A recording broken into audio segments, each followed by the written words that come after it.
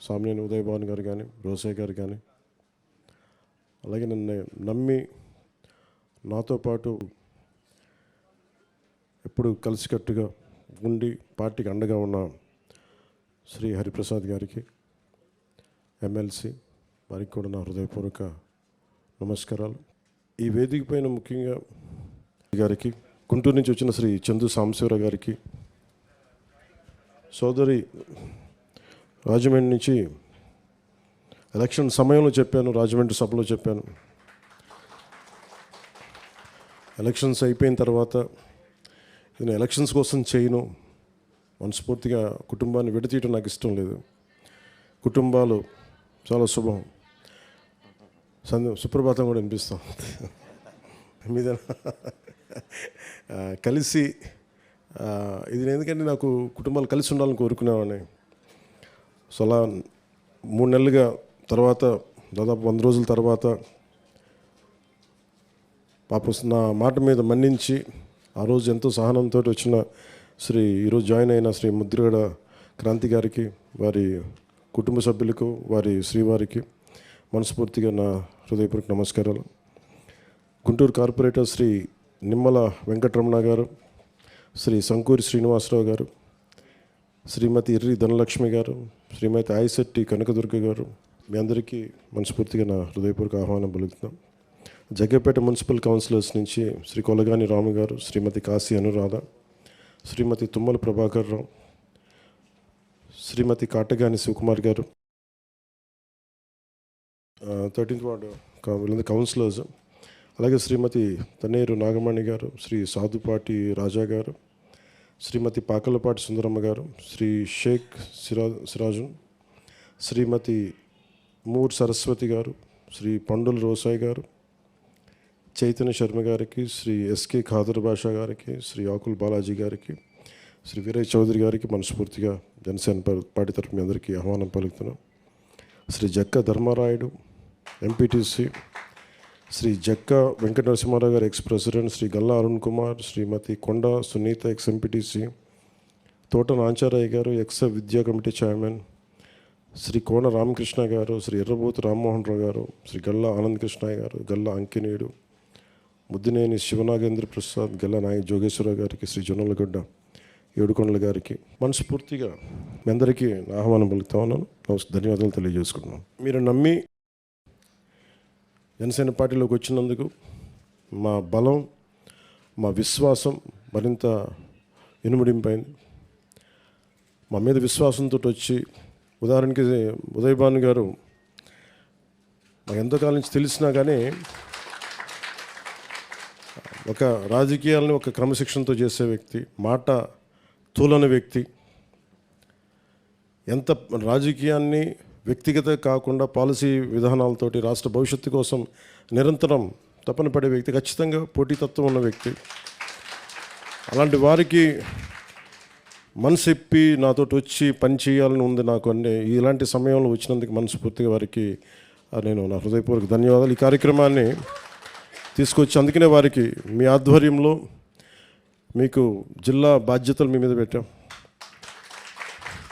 అందుకే మొన్న పేపర్లో కూడా చూశాను, ఆయన జిల్లా సేనానిగా ఆయన్ని అభివర్ణించారు. ఆయన మనస్ఫూర్తిగా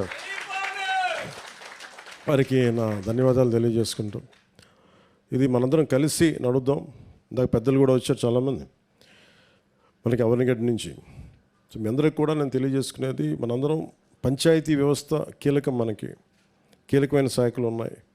ఈరోజు మీరు చూసారు పల్లె పండుగ కానీ, లేదంటే మనకి మనకి గ్రామ సభ వారోత్సవాలు కానీ అన్నీ వారం రోజులు పని పెట్టుకుని ఇప్పుడు దాకా కూడా ఇన్ని దశాబ్దాల కాలంలో ఇంత పారదర్శకంగా ఎక్కడికి అవినీతికి తావు లేకుండా తీసుకెళ్తున్నాం ముందుకి. అలాగే మొట్టమొదటిసారి పంచాయతీరాజ్ వ్యవస్థలో రూపాయి లంచం లేకుండా, ఎవ్వరి రికమెండేషన్స్ లేకుండా ట్రాన్స్ఫర్స్ చేసాం అందరికీ. మేము ఏమైతే చేశామో రాష్ట్ర స్థాయిలో, కింద జిల్లా స్థాయిలో అధికారులకు కూడా అదే ఆదేశాలు అందించాం. పారదర్శకత లోపించి ఏమాత్రం ఇబ్బంది అయితే చర్యలు తీసుకుంటాం. అలాగే ఒక్కొక్క అధికారిని తీసుకునేటప్పుడు మన కూటమి ఎమ్మెల్యేలు కానీ మంత్రులు కానీ వారు ఇచ్చిన సిఫార్సుల్ని పరిగణలోకి తీసుకొని రూల్ బుక్ ఏం చెప్తుంది, ఏ విధంగా ఒకటే కొన్ని దశాబ్దాలుగా 20 సంవత్సరాలు ఒకటే చోట పాతుకుపోయారు కొంతమంది, వాళ్ళందరినీ కాదని మంత్రులు ఎమ్మెల్యేలు కూడా, కూటమి మంత్రులు ఎమ్మెల్యేలు కూడా మాకు ఈ సిఫార్సులు చేసినవి కూడా పరిగణలోకి తీసుకొని వాటికి సచ్చీలత, కేపబిలిటీసు, అలాగే వీటన్ని ఒక పరిగణలోకి తీసుకొని దాదాపు మంత్రి వర్గం కానీ ఎమ్మెల్యేలు కానీ చెప్పిన దాన్ని దాదాపు అన్నీ తీసుకెళ్ళాం, కానీ కొన్నిసార్లు చెప్పిన ప్రాంతాలను ఇవ్వలేకపోయాం రూల్స్కి వ్యతిరేకంగా ఉండటం వల్ల. కానీ పక్క జిల్లాలకు వెళ్ళటం, బట్ అందరినీ వారి సిఫార్సులు ఎక్కడా కూడా వారి నొప్పించకుండా చేసాం. అది అంటే తానొప్పక ఇతరులు నొప్పింపగా అని చెప్తారు కదా మన సుమతి సత్యం. అలాగా ఏదైతే మన కూటమి పెద్దలు ఏమని చెప్పారో ఎమ్మెల్యేస్ కానీ మంత్రులు కానీ వారి పరిగణలోకి తీసుకొని, కానీ ఎక్కడ కూడా కాంప్రమైజ్ అవ్వకుండా, నేను చెప్పాను లంచం అనే పదం వినిపిస్తే మటుకు వెంటనే ఆఫీస్ నుంచి వెళ్ళిపోతారు. మాకు అలాంటి వ్యక్తులు అవసరం లేదు, అలాంటి అధికారులు అవసరం లేదు. ప్రత్యేకించి డిప్యూటీ సీఎం పేషీలో ఉన్న అధికారులందరికీ కూడా మనస్ఫూర్తిగా నేను ధన్యవాదాలు తెలియజేసుకుంటూ ఉన్నాను. అలాగే మనం ఈ రోజున సామ్నేని ఉదయభాను గారు కానీ లేదా మీరు కానీ మీరందరూ పోటీలో లేకపోయినప్పటికీ కూడా ఇది మన ప్రభుత్వం.